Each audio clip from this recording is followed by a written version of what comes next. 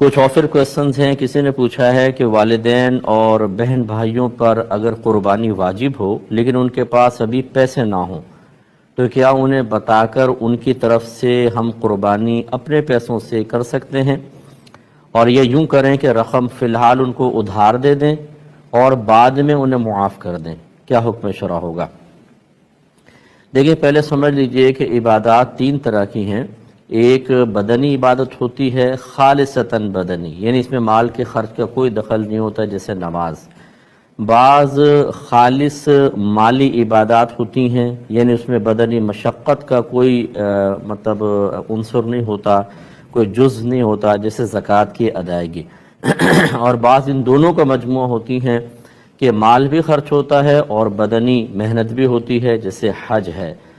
تو بدنی عبادت تو فقہ حنفی کی روشنی میں کوئی بھی ایک کی طرف سے دوسرا ادا نہیں کر سکتا، لیکن مالی عبادت کے اندر کر سکتا ہے. اب اس میں دو صورتیں ہیں کہ جیسے ان کا پیسہ ہو، وہ مجھے وکیل بنا دے، میں خرچ کر دوں، یا پھر ان کے پاس پیسے ہی نہیں ہیں لیکن کوئی چیز واجب ہے، جیسے آپ نے قربانی کا کہا، تو میں اپنے پیسوں سے ان سے اجازت لوں اور اپنے پیسوں سے قربانی کر دوں.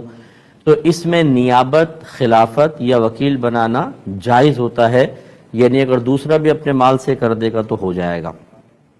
تو لہذا یہ صحیح ہے، آپ کر سکتے ہیں. لیکن جو دوسری صورت بتائی وہی افضل ہے، لیکن اس میں بھی آدھا حصہ آپ نے ویسے کہہ دیا، آپ ان کو ادھار دیں اور پھر ان سے ادھار واپس لیں باقاعدہ. یاد رکھیں کہ جو مالی عبادات ہیں اللہ تبارک و تعالی نے ان کو اسی لیے مقرر کیا ہے کہ اس میں امتحان ہے انسان کا، کہ وہ اپنا مال اللہ تبارک و تعالی کے لیے خوش دلی سے خرچ کرتا ہے یا نہیں کرتا، اس میں بخل ہے یا نہیں ہے، مال کی محبت غالب ہے یا اللہ تبارک و تعالی کی محبت غالب ہے. اور میں نے اکثر کہہ رہا ہوں، ہر ایک نہیں، اکثر خواتین کو خاص طور پر اس امتحان میں فیل ہوتے دیکھا ہے. سونے کے سیٹ دبا کر رکھیں گی، کیش بھی نہ خرچ ہو، کچھ بھی نہ ہو، ہم کہاں کماتی ہیں، تو شوہر سب کچھ کرتا رہتا ہے، اس طرح مال کی محبت بھی رہتی ہے اور بخل بھی غالب رہتا ہے. تو جو مالی عبادت کے واجب کرنے میں، اس کے لازم کرنے میں اللہ تبارک و تعالیٰ کی حکمت بالغہ تھی، اسے باطل کرنا لازم آتا ہے.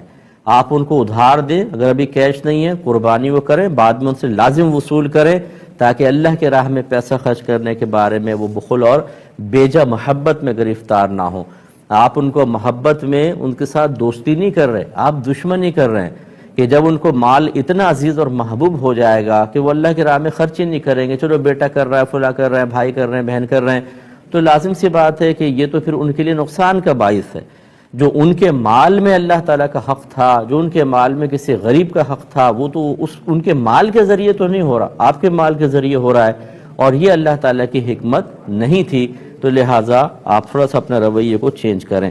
سوال یہ تھا کہ یہ میں احتیاطاً بھی عرض کر دیتا ہوں، بسم اللہ اللہ اکبر کے بارے میں کویسچن کیا تھا کہ جب ہم قربانی کرتے ہیں تو تکبیر پڑھتے ہیں، تو کیا جتنے لوگوں نے گائے کو پکڑا ہوتا ہے سب پر تکبیر پڑھنا واجب ہے؟ تو سب پہ واجب نہیں ہوتا، جو فعل ذبح میں شریک ہوتے ہیں ان سب پر واجب ہے. مثال کے طور پہ قصائی تو ہاتھ رکھتے ہی، کاٹ رہا ہوتا ہے، بعض اوقات وہ مالک سے کہتا ہے آپ بھی ہاتھ رکھ لیں، اس نے بھی ہاتھ رکھ لیا، ان دونوں پر واجب ہے کہ اتنی آواز سے تکبیر کہیں کہ اپنے کان سن جائیں.